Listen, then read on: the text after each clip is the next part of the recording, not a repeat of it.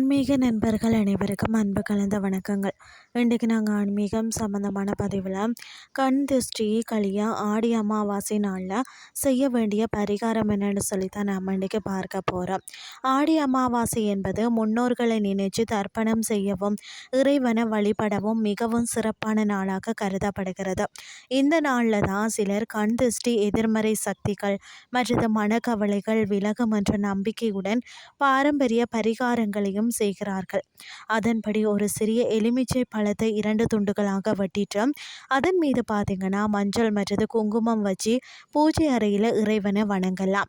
அதுக்கு பிறகு சிறிதளவு கல் உப்பை கையில் எடுத்துக்கொண்டு தலையை சுற்றிட்டு 3 அல்லது 9 முறை சுற்றி இந்த உப்பை ஓடும் நீரில் அல்லது பார்த்தீங்கன்னா வீட்டிற்கு வெளியில் பொருத்தமான இடத்துல அகற்றுவது சில குடும்பங்களின் வழக்கமாக இருக்கிறது. இது பார்த்தீங்கன்னா ஒரு பாரம்பரிய நம்பிக்கையாக தலைமுறைகளாக கடைபிடிக்கப்பட்டு வருகிறதுனே சொல்லலாம். இந்த நாளில் மகாலட்சுமி, குலதெய்வம் மற்றது முன்னோர்களை மனமாற வேண்டி நல்லெண்ணெய் தீபமேற்றி வழிபடுவதும் சிறப்பாகவும் கருதப்படுகிறது. அது மட்டுமில்லாமல் ஏழை எளியோருக்கு அன்னதானம் அல்லது தானம் செய்வதும் புண்ணியம் தரும். அது மட்டுமில்லாமல் இந்த பரிகாரங்கள் ஆன்மீக மற்றும் பாரம்பரிய நம்பிக்கைகளின் அடிப்படையில் சொல்லப்படுறது.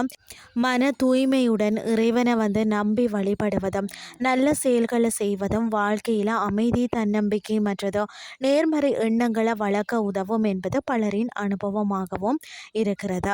அதனால் ஆடி அமாவாசை நாளில் பக்தியுடன் இறைவனை வழிபட்டு முன்னோர்களின் ஆசியும் மகாலட்சுமியின் அருளும் பெற்று வாழ்க்கையில் நன்மைகள் பெருகட்டும் என்று சொல்லி கூறிக்கொண்டு இன்றைய ஆன்மீகம் சார்ந்த பதிவை நிறைவு செய்து கொள்கிறேன். இதே மாதிரி மற்றொரு ஆன்மீகம் சார்ந்த பதிவோடு உங்களை சந்திக்கிறேன். நன்றி.